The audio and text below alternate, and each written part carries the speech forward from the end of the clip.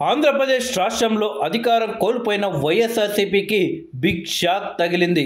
ఆ పార్టీలో కీలక నేత వైఎస్ఆర్సీపీకి బిగ్ షాక్ ఇస్తూ రాజీనామా చేశారు. మాజీ మంత్రి అవంతి శ్రీనివాస్ వైసీపీని వీడారు. ఆ పార్టీ సభ్యత్వంతో పాటు భీమిలి నియోజకవర్గ ఇన్ఛార్జ్ బాధ్యతలకు సైతం ఆయన రాజీనామా చేసినట్లు ప్రకటించారు.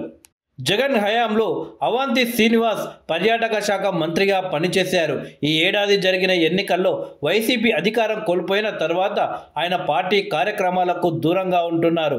ఈ క్రమంలోనే రాజీనామా ప్రకటన చేశారు. వ్యక్తిగత కారణాలతో రాజకీయాలకు దూరంగా ఉండాలి అని ఆయన నిర్ణయించుకున్నట్లు చెప్పారు. అవంతి శ్రీనివాస్ ఆంధ్రప్రదేశ్లోని అనకాపల్లి పార్లమెంట్ నియోజకవర్గానికి ప్రాతినిధ్యం వహించారు.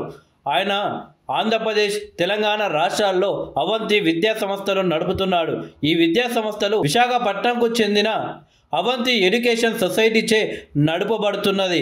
ఆయన 2014 భారత సార్వత్రిక ఎన్నికల్లో తెలుగుదేశం పార్టీ తరపున పోటీ చేసి గెలుపొందాడు. 2019 సార్వత్రిక ఎన్నికలకు ముందు ఈయన వైఎస్ఆర్సీపీలో చేరి విజయం సాధించడం జరిగింది.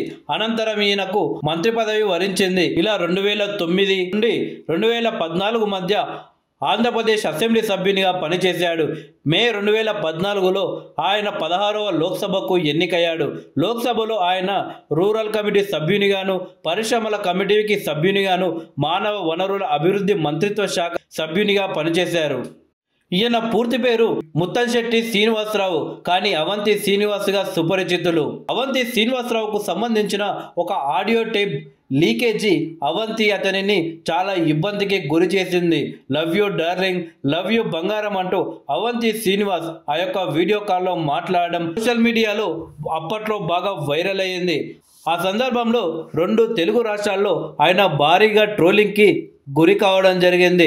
ఆ టేప్పై స్పందిస్తూ తాను పరువు నష్టం కేసు పెడతానని, ఆడియో తనది కాదని ఆయన ఆరోపించాడు.